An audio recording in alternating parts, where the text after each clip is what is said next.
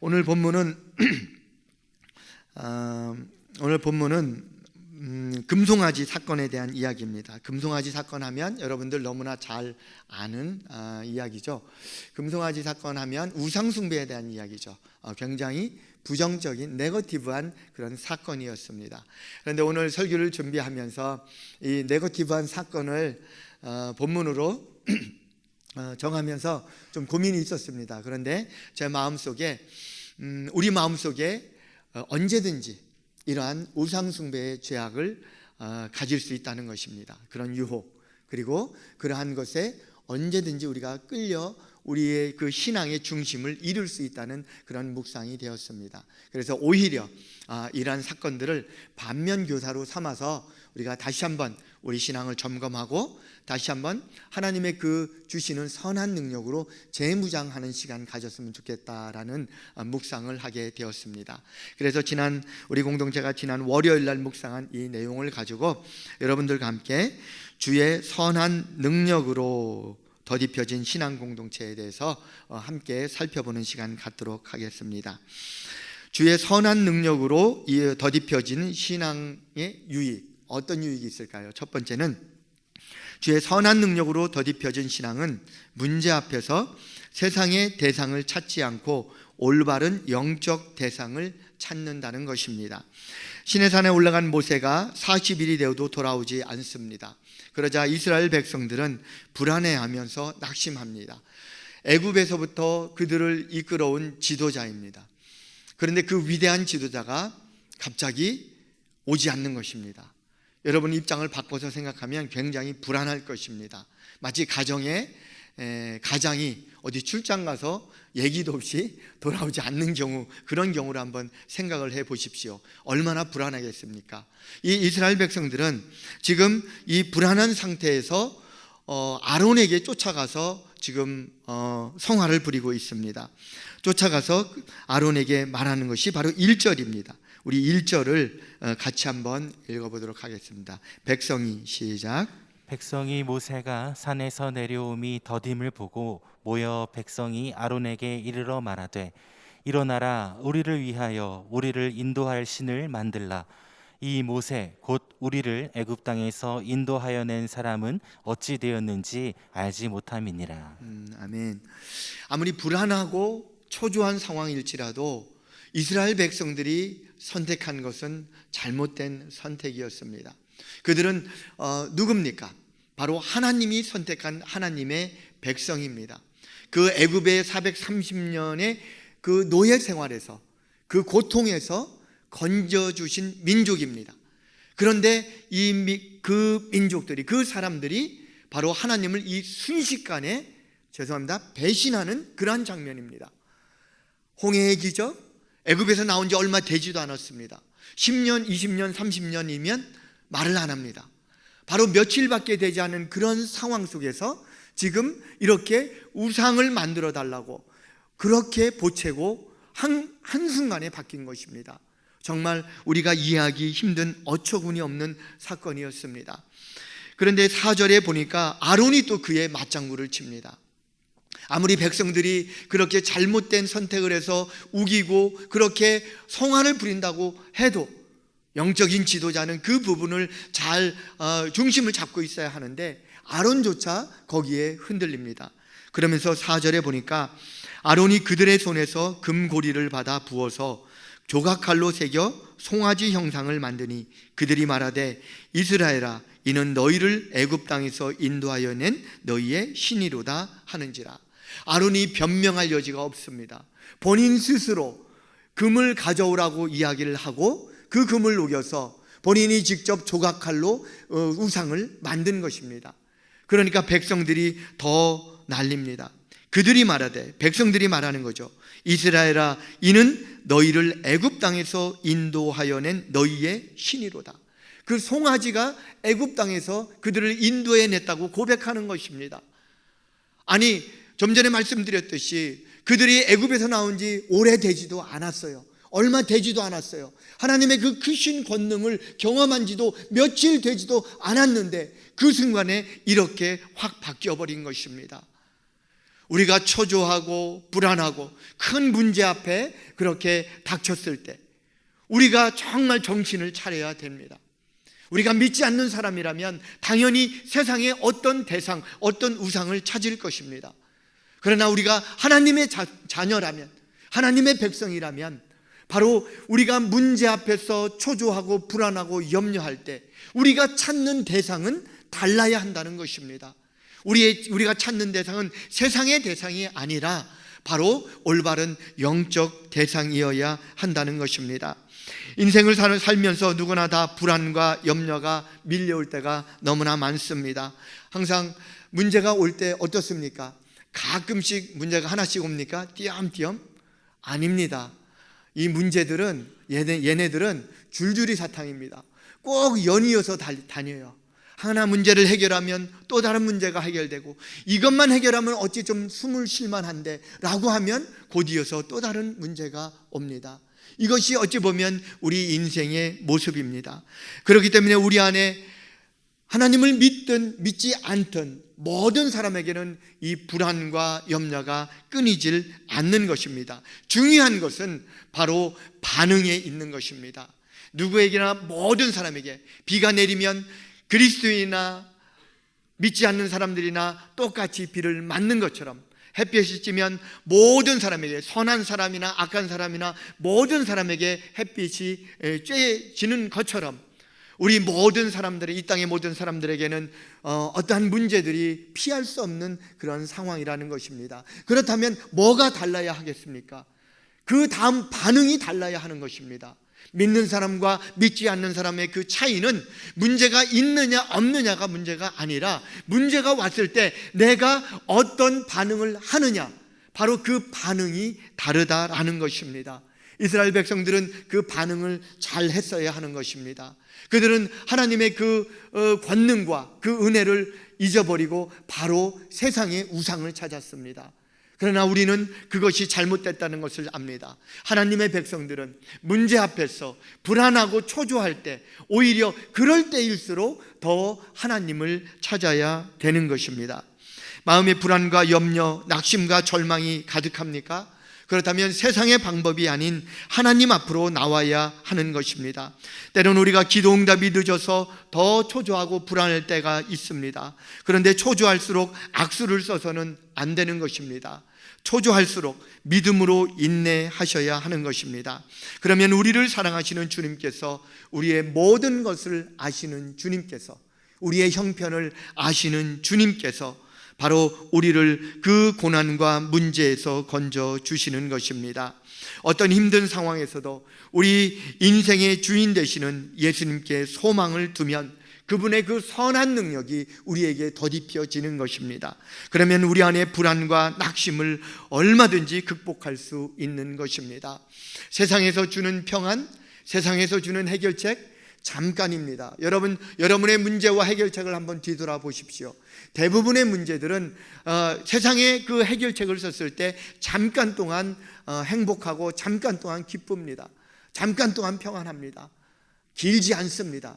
그런데 예수님은 분명히 우리에게 말씀하고 있습니다. 요한복음 14장 27절에 보니까 평안을 너희에게 끼치노니 곧 나의 평안을 너희에게 주노라. 내가 너희에게 주는 것은 세상이 주는 것과 같지 아니하니라. 너희는 마음에 근심하지도 말고 두려워하지도 말라. 세상이 주는 평안, 하나님이 주는 평안, 이렇게 다르다라는 것입니다. 여러분, 세상의 대상을 찾겠습니까? 아니면 영적인 대상을 찾겠습니까? 바로 그 차이가 잠깐의 평안과 영원한 평안의 그 차이라는 것입니다. 맥스 루케이도 목사님이 골리앗을 이기는 19가지 습관이라는 책에서 이런 말씀을 합니다. 거인에게 초점을 맞추면 실족합니다. 그러나 하나님께 초점을 맞추면 거인이 쓰러집니다. 문제에 초점을 맞추면 문제 때문에 내가 쓰러집니다. 그러나 하나님께 초점을 맞추면 하나님이 문제를 풀어주십니다. 초조하고 불안할 때 하나님께 초점을 맞추어야 합니다. 바로 그것입니다. 우리 안에 끊임없이 몰려오는 골리앗 같은 문제들, 그런 거인들, 그것을 이기는 방법은 영적인 방법뿐입니다. 조급할수록, 불안할수록, 초조할수록 염려될수록 세상을 바라보기보다는 올바른 영적 대상을 찾아야 합니다. 그런데 우리에게 한 가지 어려운 부분이 있습니다. 무엇일까요? 하나님을 찾긴 찾았는데 하나님께서 빨리 대답하지 않는 것입니다. 하나님은 때론 우리에게 기다림의 영성을 요구하십니다. 제가 인생을 많이 살지는 않았지만 신앙생활을 여러분보다 많이 못한 부분도 많이 있을 것입니다. 그런데 사람의 신앙의 성숙도를 보면, 가만히 보면 그 사람의 기다림의 모습, 인내의 자세를 보면 그 사람의 신앙의 성숙도를 잘 볼 수 있는 것 같습니다. 기다리지 못하고 조급하고 급하게 한 선택과 결정은 대부분의 경우 잘못된 선택, 후회하는 결정이 될 가능성이 크다는 것입니다. 그래서 저는 그렇게 확고히 생각합니다. 믿음은 기다림의 영성과 비례한다고 생각을 합니다. 그 기다림은 기도응답이 될 수도 있고요. 그리고 또 하나님의 그 인도하심을 될 수 있습니다. 또한 하나님의 어떤 마음의 감동을 주시는 것에 대한 기다림이 있을 수 있습니다. 하나님께 기도하는데, 매일매일 기도하는데 몇 달을 기도했는데 응답이 없어요. 하나님, 내가 어느 길로 가야 합니까? 그렇게 기도하는데 하나님 응답이 없어요. 지칠 수밖에 없습니다. 그 기다림이 너무나 고통스럽고 힘이 듭니다.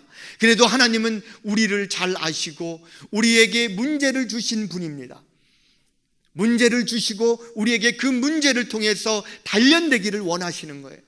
그리고 그 단련된 과정을 속에서, 연단되는 과정을 통해서 우리에게 열매 주시기를 원하시는 것입니다. 그래서 욥기서는 그렇게 이야기합니다. 23장 10절에 내가 가는 길을 그가 아시나니 그가 나를 단련하신 후에는 내가 순금같이 되어 나오리라. 내가 가는 길을 그가 아시는 겁니다. 여러분 가시는, 한 분 한 분 여러분 가시는 길을 주님께서 이미 알고 계십니다. 그리고 그분께서 우리에게 단련의 시간을 주십니다. 연단의 시간을 주십니다. 그 연단의 시간이 짧다면 얼마나 감사하겠습니까? 그러나 그것은 우리가 판단하는 것이 아닙니다. 우리가 가야 하는 그 목적지, 우리가 가야 하는 그 길의 험난함을 아시는 주님께서 그 단련의 시간, 연단의 시간을 결정해 주시는 것입니다. 그래서 우리가 기다려야 하고, 때로는 연단받아야 하고, 때로는 고통스럽지만 단련받아야 하는 것입니다. 그런데요, 그 끝은 반드시 하나님께서 더 좋은 것, 더 올바른 길로 예비해 주신다는 것입니다. 우리가 순금같이 되어 나오리라. 바로 우리에게 하나님께서 가장 좋은, 가장 적합한, 가장 올바른 길로 우리를 이끌어 주신다는 것입니다. 이스라엘 백성들이 모세를 기다리는 것 정말 힘든 시간이었습니다. 백성들은 큰 혼란과 두려움에 빠졌습니다. 모세가 오지 않자 그들은 두려워했고 패닉에 빠졌습니다. 그런 상황에서 하나님은 더 좋은 선물, 무엇이었습니까? 모세를 통해서 준비하고 있던 그 시간에 그 선물이 무엇입니까? 바로 생명을 살리는 계명이었습니다. 생명을 살리는 하나님의 말씀을 준비하고 있는 그 시간이었어요. 바로 그 시간에 이 백성들은 세상을 바라보니까 하나님의 그 숭고한 뜻을 알지 못하는 거예요. 그러니까 하나님께서는 그 백성들을 살리기 위해서 말씀의 계명을 돌판에 새기고 계셨는데, 그 이스라엘 백성들은 그 시간을 못 참고 바로 세상을 향하여 그 쾌락의 우상 숭배만을 바라보고 있었던 것입니다. 시편 기자가 불안과 낙심 속에 있을 때 주님을 찾으라고 이렇게 권면합니다. 시편 42편 11절에 우리 같이 한번 읽어볼까요? 내 영혼아, 시작.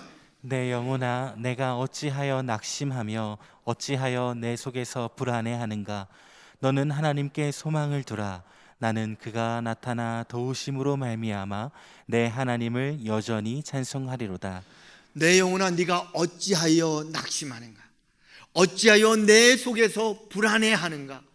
너는 여호와께 소망을 두라. 나는 그가 나타나 도우심으로 말미암아 여전히 내 하나님을 찬송하리로다. 여러분, 그 차이가 어디에 있습니까? 어디에 소망을 두느냐에 따라서 내가 찬송할 수 있고, 내가 불평할 수 있고, 내가 넘어지고 쓰러지고 실패하고 끝날 수 있습니다. 그러나 내가 하나님 앞에 소망을 두는 사람, 하나님 앞에 그 희망을 두는 사람은 절대로 망하지 않습니다. 실패하지 않습니다. 거기서 낙담하고 절망하지 않습니다. 하나님 또 그렇게 말씀하십니다. 46편 1절에서 하나님은 우리의 피난처시요 힘이시니 환난 중에 만날 큰 도움이시라. 피난처시고 힘이 되시고 우리의 큰 도움이시라는 것입니다. 이것이 우리에게 이미 성경을 통해서 약속해 주셨어요. 우리가 힘들고 어려울 때 세상의 어떤 해결책을 바라보기보다는 하나님의 이 약속을 말씀 안에서 찾아야 될 줄 믿습니다. 나의 큰 피난처 되시고 힘이 되시고 큰 도움이 되신 그 하나님을 찾을 때 바로 우리가 영적인 올바른 대상을 찾을 수 있는 것입니다. 그럴 때에 우리가 지금 갖고 있는 문제들, 지금 갖고 있는 이 내가 스트러글링 하고 있는 이 어려움 환난들을 이겨 나갈 수 있는 것입니다. 바울이 이렇게 고백하죠. 고린도전서 10장 13절입니다. 우리 같이 한번 읽어보겠습니다. 사람이 시작. 사람이 감당할 시험 밖에는 너희가 당한 것이 없나니 오직 하나님은 미쁘사 너희가 감당하지 못할 시험 당함을 허락하지 아니하시고 시험 당할 즈음에 또한 피할 길을 내사 너희로 능히 감당하게 하시느니라. 아멘. 이 전체적인 그 느낌이 어떻습니까? 우리에게 시험이 다가올 때 이미 그 시험을 하나님은 알고 계신다는 거예요. 그 시험의 처음과 끝을 다 알고 계신다는 거예요. 그래서 도저히 우리가 그 시험을 감당할 수 없는 엄청난 시험이라면 하나님께서 아예 주지도 않으신다는 것입니다. 각 사람에게 그 시험을 이길 만한 능력이 있는 사람에게 거기에 맞는 시험을 주신다는 거예요. 전체적으로 시험의 처음과 끝 우리의 모든 형편을 아시고 계시고 거기에 맞춰서 주님께서 모든 상황을 다 주관하고 계신다는 것입니다. 바로 이것이 하나님께서 우리의 삶을 주관하시고 또 우리의 모든 것을 통해서 하나님의 뜻을 이루어 나가신 분이라는 것입니다. 그렇기 때문에 우리가 다른 것에서 위안을 찾을 필요 없습니다. 사람에게서 위로와 평안 찾지 마시기 바랍니다. 얼마 못 갑니다. 오직 하나님 앞에 나와서 하나님 앞에 무릎 꿇고 그 말씀을 묵상하며 하나님 주신 약속을 묵상하며 나아갈 때 그때 바로 우리가 진정한 위로와 평안을 얻는 줄 믿습니다. 바로 바라기는 저와 여러분이 문제 앞에서 어떠한 세상이 주는 그 문제와 그리고 정말 이 세상을 이기신 주님을 내가 얼마만큼 믿느냐 그 믿음이 이 문제보다 더 크면 얼마든지 우리가 주님을 믿고 내가 우리의 모든 것을 염려를 맡길 수 있는 것입니다. 왜냐하면 주님이 이렇게 말씀하십니다. 이것을 너희에게 이르는 것은 너희로 내 안에서 평안을 누리게 하려 함이라. 너희가 세상에서는 너희가 환난을 당하나 담대하라. 내가 세상을 이기었노라. 자, 세상과 주님께서 이렇게 대결하십니다. 그런데 주님께서 우리에게 말씀하셨어요. 너희가 세상에서는 너희가 환난을 당하나 담대하라. 내가 세상을 이기었노라. 주님이 세상을 이기셨다. 그러니까 우리 보고 담대하래요. 무슨 뜻입니까? 주님께서 세상을 이기셨기 때문에 주님을 믿는 우리는 당연히 세상을 우리도 이길 수 있다는 것입니다. 바로 이 믿음을 가지고 전진하시는 저와 여러분 되시길 주님의 이름으로 축원합니다. 문제 힘들고 어렵습니다. 정말 절망스럽고 너무나 무섭습니다. 도망가고 싶습니다. 삶을 끊고 싶습니다. 그럴 상황이 올지라도 한 번 더 생각하시고 주님께 소망을 두시기 바랍니다. 주님 절대 우리를 망하게 하지 않습니다. 멸망시키지 않습니다. 우리를 붙들어 주실 줄 믿습니다. 그러한 믿음을 가지고 모든 문제를 헤쳐나가는 저와 여러분 되시길 주님의 이름으로 축원합니다. 두 번째로 주님의 선한 능력으로 덧입혀진 신앙, 어떤 신앙일까요? 문제 앞에서 세상적인 경험에 집착하는 것이 아니라 하나님과의 영적 체험에 집중하는 것입니다. 이스라엘 백성들 어떤 상황으로 전개되는지 한번 보겠습니다. 6절 같이 한번 보겠습니다. 이튿날에 시작. 이튿날에 그들이 일찍이 일어나 번제를 드리며 화목제를 드리고 백성이 앉아서 먹고 마시며 일어나서 뛰놀더라. 여러분, 그 이스라엘 백성들이 1절에서 모세가 안 왔어요. 모세가 와야 되는데 안 와요. 궁금하고 불안하고 초조해요. 그때 그들이 회의를 했습니까? 회의할 겨를이 없었던 것 같아요. 그런데 어떻게 이렇게 해법을 바로 만들었어요? 아론에게 쫓아와서 금송아지 만들어 달라고 바로 얘기를 했잖아요. 근데 회의도 안 했는데 이거 어떻게 이 답을 알았죠? 왜일까요? 바로 그들의 경험입니다. 애굽에서 우상숭배의 경험이 몸에 밴 사람들이에요. 그러니까 초조하고 불안할 때 제일 먼저 생각나는 것이 정말 그들이 애굽에서 우상숭배했던 그 즐거운 시간들, 그 기쁘게 뛰놀던 그 시간이 생각이 난 거예요. 그러면서 바로 쫓아와서 아론에게 바로 우상을 만들어 달라고 한 거예요. 그런데 그 우상을 만들어 달라고 하고 우상을 딱 만들었어요. 근데 오늘 6절 한번 보세요. 이튿날에 그들이 일찍이 일어나, 아니 새벽에 일찍 일어나서 기도하자고 그러면 그렇게 힘들다고 안 일어나는 사람들이 번제를 드리며 화목제를 드리고, 여호와 하나님께 드린 게 아니에요. 우상에게 드린 거예요. 하나님 앞에 예배 드리자 그러면 이 핑계 저 핑계 다 대고 예배 안 오는 사람들이 바로 우상에게 번제 드리고 화목제로 자발적으로 적극적으로 열정적으로 드린 거예요. 그러면서 그 뒤에가 빨리빨리 기다리고 있는 거예요. 그 뒤에 뭡니까? 앉아서 먹고 마시며 일어나서 뛰놀더라. 이 뒷부분이 하고 싶은 거예요. 광야에서 정말 오랫동안 얼마나 금욕하고 살았어요. 그런데요, 우상숭배의 대부분은 뭡니까? 음주 가무는 기본이에요. 게다가 더 나아가서 집단적으로 부도덕하고 난잡한 집단 음란 행위까지 있었다는 거예요. 여러분, 가나안 땅에서 우리 이스라엘 백성들이 계속해서 반복해서 우상숭배하는 거 우리가 잘 알잖아요. 왜 그럴까요? 그 부분 보면서 좀 답답하지 않았어요? 아니, 이 사람들은 한번 하지 말라면 안 하면 되지 왜 자꾸 우상에게 다가갈까? 왜 우상숭배를 그렇게 할까? 하나님이 그렇게 싫어하는데. 사사시대 전후를 봐도 그렇고 사사시대에도 그렇고 틈만 나면 우상숭배를 하는 그 백성들, 이해가 잘 안 갔죠? 바로 이 모습 때문에 그런 거예요. 우상숭배는 여호와 하나님께 제사 지내는 것은 거룩하게 하기 때문에 어떤 육신의 재미가 없다고 생각하는 거예요. 우상숭배는 너무 재밌어요.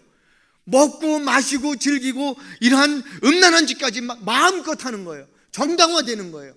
그러니까 어떻습니까? 바로 그 부분 때문에 틈만 나면 우상숭배로 마음을 다 뺏기는 거예요. 몸과 마음을 뺏기는 것입니다. 바로 이스라엘 백성들도 지금 이 모세가 오지 않는 요 틈을 타서 바로 그것을 핑계로 삼아서 우상을 만들려고 하고, 그리고 이 육신의 쾌락적인 이 요소들 때문에 바로 우상숭배로 빠져들게 된 것입니다. 그래서 우리 인생에서 경험들이 되게 중요합니다. 여러분, 경험 중요하죠? 성공한 경험, 실패한 경험, 기억하고 싶은 경험, 기억하기 싫은 경험, 그리고 되풀이하고 싶은 경험, 되풀이하기 싫은 경험, 여러 가지 경험들이 있습니다. 그러나 그 경험들은 어떻습니까? 좋은 경험들은 우리가 살려서 현대의 시대의 상황에 맞춰서 모디파이드해서 잘 활용하면 굉장히 유익이 있죠. 그러나 좋지 않은 경험들 어떻습니까? 죄악의 경험들, 우상숭배의 경험들, 점치러 다니던 그런 경험들, 다 그런 것들은 다 버리고 이제 반면교사로 삼아서 다시 한번 그 경험들을 제거하고 주님 앞에 새롭게 서야 하는 그런 상황으로 나아가야 하는 것입니다. 그런데 이 우상숭배의 이 모든 이런 경험들이 이스라엘 백성들을 꽉 묶고 있는 거예요. 그 마음속엔 여전히 그 우상숭배의 그 짜릿한 경험들이 남아있는 거예요. 틈만 나면 달려가고 싶은 그 마음이 남아 있었던 것입니다. 그런데 어떻습니까? 이스라엘 백성들에게 은혜의 경험이 있었습니까? 어떻습니까? 있었잖아요. 애굽에서 10가지 재앙, 도저히 하나님이 아니면 할 수 없는 그 이적을 보여주셨어요. 홍해를 가르는 길 아무도 할 수 없어요. 그런데 하나님이 홍해를 가르고 그 진흙벌되는 그 바닥도 마른 땅으로 바꿔주셨어요. 그리고 또 마라에서 쓴물, 물이 없다고 그래서 그렇게 단물로 바꿔주시고, 반석에서 물을 내서 흠뻑 마시게 해주시고, 배고프다고 그래서 만나를 내려주시고, 고기 먹고 싶다고 그래서 메추라기 내려주시고, TV 보고 싶다고 그래서 TV를 주지는 못했지만 어쨌든 그들이 필요한 것을 다 내려줬어요. 그런데 이것들이 오래전 일이 아니라는 것입니다.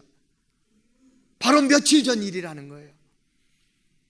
저와 여러분이 늘 깨어서 정말 조심해야 될 부분들이 바로 이런 부분들입니다. 우리가 인생을 살면서 많은 어려움과 초조함과 염려 속에 있은 그 순간들이 반드시 옵니다. 자주 옵니다. 바로 그럴 때 세상을 바라보는 것이 아니라 바로 나에게 그러한 은혜를 베푸셨던 하나님의 그 은혜의 추억들을 기억을 해야 합니다. 그러면 쉽게 우상으로 달려가지 않습니다. 그러면 내가 주님을 찾습니다. 그러면 내가 주님께 붙잡고 주님께 간절히 요구하며 그렇게 주님의 도우심을 간구하는 사람이 되는 것입니다. 여러분, 사도 바울이 그렇게 목숨을 걸고 선교를 했잖아요. 그런데 사도 바울에게는 어떠한 은혜의 큰 충격이 있었을까요? 은혜의 경험이 있었을까요? 그가 바로 다메섹 도상에서 예수님을 만난 사건이었습니다. 그거 한번 읽어볼까요? 사도행전 9장 4절과 5절 같이 한번 읽습니다. 시작. 땅에 엎드려져 들음에 소리가 있어 이르시되 사울아 사울아 내가 어찌하여 나를 박해하느냐 하시거늘 대답하되 주여 누구시니까 이르시되 나는 내가 박해하는 예수라. 아멘. 바울이 예수님을 영으로 만난 이 순간부터 바울은 그 영적인 그 은혜의 추억을 항상 평생 죽도록 간직한 겁니다. 정말 이 이후로 바울의 삶은 180도 바뀝니다. 그전에는 어떻습니까? 예수 믿는 자들을 잡아가지고 옥에 가두고 핍박하고 죽였던 사람이에요. 지금 이 다메섹 이 가는 길도 바로 예수를 따르는 자들, 그리스도인들을 잡으러 가는 길이었어요. 그런데 예수님께서 영으로 나타나셔서 그를 만나주시는 이 영적인 추억, 영적인 은혜의 경험이 바울의 삶을 완전히 바꿔버린 거예요. 그래서 바울이 어떠한 어려움이 있어도 이 이후로는 예수님을 부인하지 않습니다. 바로 이 영적인 아름다운 추억이 그의 삶을 온전히 붙잡게 됩니다. 그러면서 그가 이렇게 고백을 합니다. 고린도서 4장 8절에 보면 우리가 사방으로 우겨쌈을 당하여도 쌓이지 아니하며 답답한 일을 당하여도 낙심하지 아니하며 그리고 박해를 받아도 버림받지 아니하며 거꾸로 트림을 당하여도 망하지 아니하고 우리가 항상 예수의 죽음을 몸에 짊어지면 예수의 생명이 또한 우리 몸에 나타나게 하려 함이니라. 바로 이제는 모든 죽고 사는 게 다 필요 없다는 것입니다. 예수 그리스도 그 한 분만이면 족하다는 거예요. 세상에서 아무리 핍박과 박해를 받아도 그것은 다 내가 만난 예수님의 그 은혜에 비교하면 아무것도 아니라는 것을 지금 바울이 고백하고 있는 것입니다. 예수의 죽음이 내 몸에 그렇게 내가 다 담고 사는 것, 그건 무엇입니까? 바로 예수님께서 왜 돌아가셨나? 바로 나의 죄를 용서하시고 나를 구원해 주시고 나에게 영생을 주시기 위해서 돌아가셨다는 그 사실, 그 진리 하나만 붙들고 가면 나에게 다가오는 모든 박해와 우겨쌈과 그리고 그 모든 핍박들 다 내가 이겨갈 수 있다고 그렇게 고백하는 것입니다. 은혜의 영적 추억이 이만큼 중요합니다. 여러분은 어떠한 추억이 있습니까? 주님과의 첫사랑의 추억, 잊지 못할 추억, 그리고 내 삶을 완전히 전환시키는 전환점이 된 그런 영적인 사건 있습니까? 그 사건 소중히 간직하시기 바랍니다. 내가 흔들릴 때마다 그 하나님 주신 그 은혜의 추억을 기억해야 하시길 바랍니다. 세상의 허무한 것들에 매달리지 마시기 바랍니다. 세상적인 경험, 지혜, 세상적인 업적과 성취 매달리지 마시기 바랍니다. 그것들은 다 우상입니다. 금송아지 우상, 저거는 나는 저러지는 않아, 나는 요 정도야, 차이 없습니다. 마찬가지입니다. 하나님을 첫 번째로 찾지 않는 것 모두가 다 우상인 것입니다. 바로 저와 여러분이 하나님께서 주시는 어떠한 상황 속에서도 하나님을 먼저 찾는, 그러므로 인하여 하나님의 그 선한 능력으로 덧입어서 모든 문제들을 돌파해 나가는 저와 여러분 되시길 주님의 이름으로 축원합니다. 마지막 세 번째, 주의 선한 능력으로 덧입혀진 신앙은 문제 앞에서 하나님의 긍휼을 베푸시도록 간구합니다. 여러분, 하나님께서 그렇게 큰 은혜를 베풀고 그들을 430년간의 애굽의 노예 종살이에서 이끌어왔어요. 하나님 받은 거 없어요. 아무 대가 없이 그들을 이끌어왔어요. 그리고 오는 도중에 많은 어려움이 있어서 홍해도 가르고 재앙을 통해서 그리고 또 마실 물도 주고 고기도 주고 만나도 주고 막 이렇게 해서 정말 해달라는 거 다 해주고 딱 왔어요. 그런데 잠시 틈을 타서 우상 숭배로 빠진 거예요. 여러분이 하나님 입장이라면 어떻겠습니까? 얼마나 정말 서운하겠습니다. 아니, 서운한 게 아니라 정말 분노가 생길 수밖에 없을 것 같습니다. 지금 하나님께서 진노하셨어요. 그래서 뭐라고 하시냐면 우리 9절과 10절 한번 보겠습니다. 하나님께서 뭐라고 하시는지 시작. 여호와께서 또 모세에게 이르시되 내가 이 백성을 보니 목이 뻣뻣한 백성이로다. 그런즉 내가 하는 대로 두라. 내가 그들에게 진노하여 그들을 진멸하고 너를 큰 나라가 되게 하리라. 내가 그들에게 진노하여 그들을 진멸하겠다. 아예 그냥 지금까지 그들을 데리고 오긴 했는데 지금 보니까 목이 뻣뻣하고 정말 교만하고 정말 내가 상대할 대상들이 아니다. 내가 차라리 그냥 진멸하겠다. 이렇게 결정을 하신 거예요. 그런데 바로 이때 그들의 영적인 리더였던 모세의 간절한 목숨을 건 기도가 진행됩니다. 그것이 11절 12절인데 12절 뒷부분에 보면 주의 맹렬한 노를 그치시고 뜻을 돌이키사 주의 백성에게 이 화를 내리지 마옵소서. 지금 이 하나님과 모세와의 이 대면하는 상황은요, 그냥 진멸하겠다, 그러시다면 어쩔 수 없죠, 이런 평안한 상태가 아니라는 거예요. 주님께서 반드시 진멸하겠다, 이렇게 아주 분노하고 진노하신 상황이에요. 그러니까 모세 입장은 어떻습니까? 모세 입장에서는 목숨을 걸고 그들을 위해서 중보하는 거예요. 한 번만 살려주십시오. 한 번만 그들을 용서해 주십시오. 간절히 기도한 거예요. 그러니까 14절에 여호와께서 뜻을 돌이키사 말씀하신 화를 그 백성에게 내리지 아니하시니라. 하나님께서 뜻을 돌이키셨어요. 모세의 간절한 기도에 하나님이 자비와 긍휼이 풍성하신 하나님께서 그의 긍휼하심을 불쌍히 여기시고 그들을 용서해 주신 것입니다. 이것이 기도의 파워입니다. 이것이 중보기도의 파워입니다.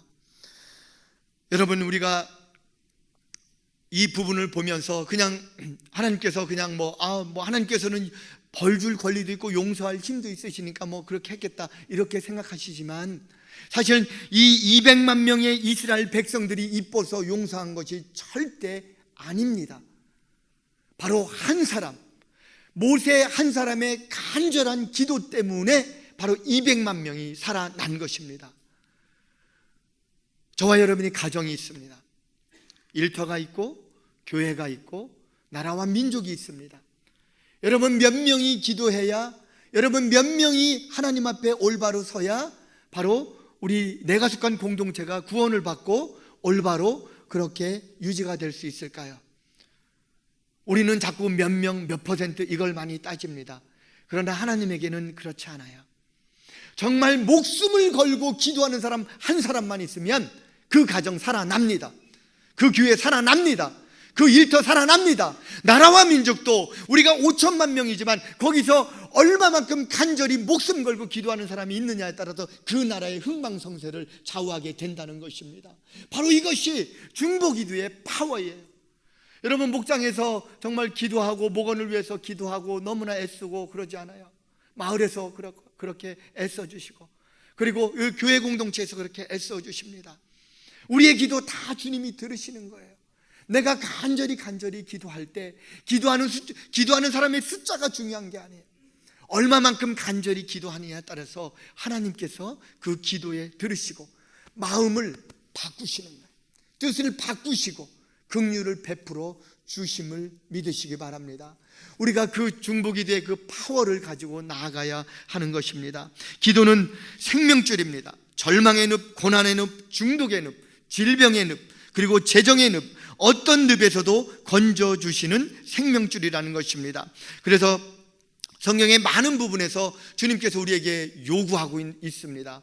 뭘 요구하고 있습니까? 바로 기도하기를, 간구하기를 말씀하고 있습니다. 너희가 내게 부르짖으며 내게 와서 기도하면 내가 너희들의 기도를 들을 것이요 너희가 온 마음으로 나를 구하면 나를 찾을 것이요 나를 만나리라. 너는 내게 부르짖으라. 너는 내가 내게 응답하겠고 네가 알지 못하는 크고 은밀한 일을 내게 보이리라. 나를 사랑하는 자들이 나의 사랑을 입으며 나를 간절히 찾는 자가 나를 만날 것이니라.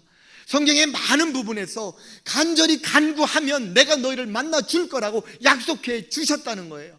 이 약속을 믿으셔야 하는 것입니다. 이 약속을 믿어야 우리가 세상을 이길 수 있는 거예요. 이 약속을 믿어야 우리가 어떤 문제 앞에서도 우리가 위축되고 절망하고 도망가지 않는다는 것입니다. 히스기야 왕이 39살인데 하나님으로부터 갑자기 그렇게 이제 죽음을 선고받습니다. 하나님이 정하신 그런 계획에 의해서 그가 죽을 거라고 선고합니다. 그런데 히스기야는 살고 싶었어요. 39, 지금 39 되신 분, 그 밑에 분들 계세요? 39, 너무 젊잖아요. 정말 히스기야는 더 살고 싶었어요. 그 자신이 생각해봐도 하나님 앞에 그렇게 정말 나쁜 짓 한 것도 아닌데 오히려 우상을 척결하고 정말 그 모든 신전들을 다 패했는데 왜 이렇게 일찍 데려가시는지 너무나 좀 마음도 서운하고 안타까웠어요. 그래서 골방에 들어가서 벽을 바라보면서 간절히 하나님께 기도했어요. 하나님 살려주십시오. 나 더 살고 싶습니다. 그러자 하나님의 뜻을 받고 하나님의 긍휼을 베푸십니다. 바로 15년의 삶을 더해 주십니다. 그러니까 54세까지 살게 됩니다. 하나님 이런 분이세요. 우리가 기도할 때 도저히 불가능해 보이는 것 같지만 그 가능하고 불가능한 것 우리가 결정하면 안 됩니다. 그것은 하나님의 영역입니다. 바로 우리는 기도할 뿐이에요. 기도할 때 하나님이 들어주시는 줄 믿습니다. 우리 기도하면 죄를 용서받고요, 기도하면 질병을 치유받습니다. 기도하면 악한 영을 쫓아낼 수 있습니다. 기도하면 시험에 들지 않고요, 기도하면 기이한 은혜를 경험합니다. 기도하면 불가능을 가능하게 합니다. 기도하면 믿음으로 바로 섭니다. 기도하면 하나님의 마음을 움직이고 하나님의 긍휼하심을 베푸시도록 이끕니다. 기도하면 도저히 사랑할 수 없는 사람을 사랑할 수 있습니다. 기도하면 내 자신이 변합니다. 우리는 많은 경우 착각합니다. 저 사람 좀 변화시켜 주세요. 이 사람만 변화시켜 주세요. 제발 저 사람 변화달라고 그렇게 기도합니다. 그런데 그렇게 기도하면 기도도 많아지고 기도의 응답도 없습니다. 더 심플하게 강력한 기도가 있습니다. 주님, 저를 변화시켜 주십시오. 내가 변하면 다 변하는 것입니다. 다 다르게 보입니다. 그렇기 때문에 변하는 것입니다. 이것이 기도의 파워입니다. 우리 자신이 혹은 주위에 누군가 죄악에 빠져 있습니까? 불안과 염려 가운데 있습니까? 고난에 빠져 있습니까? 질병으로 고통받고 있습니까? 시험에 빠졌습니까? 기도하시기 바랍니다. 그를 위해서 기도해 주시고 나 자신을 위해서 기도하시기 바랍니다. 바로 우리가 기도할 때 하나님의 그 긍휼하심을 우리가 움직이게 됩니다. 하나님의 마음을 움직이게 되고 하나님께서 우리에게 그 자비와 긍휼을 베푸셔서 그분의 뜻을 바꿔서라도 우리를 이끌어 주신다는 것을 믿으시기 바랍니다. 바로 우리 모두가 다 기도의 용사가 되시길 주님의 이름으로 축원합니다. 이제 말씀을 맺습니다. 주의 선한 능력을 사모하시기 바랍니다. 올해 우리 공동체에 주신 말씀처럼 성령의 기름 부으심이 각 사람에게 충만히 임하여 우리 공동체 모두가 주의 선한 능력으로 무장하시기를 주님의 이름으로 축원합니다. 그래서 우리 교회에 주신 사명, 본분, 우리 각자에게 주신 그 소명을 정말 담대하게 자신감 있게 그렇게 펼쳐 나가는 살아가시는 우리 늘사랑의 지체들 모두 되시길 주님의 이름으로 축원합니다. 모두 힘을 내시고 우리는 늘사랑 교인입니다. 우리 늘사랑 교인처럼 담대하게 그렇게 세상에서 승리하는 삶을 사시는 저와 여러분 되시길 주님의 이름으로 축원합니다.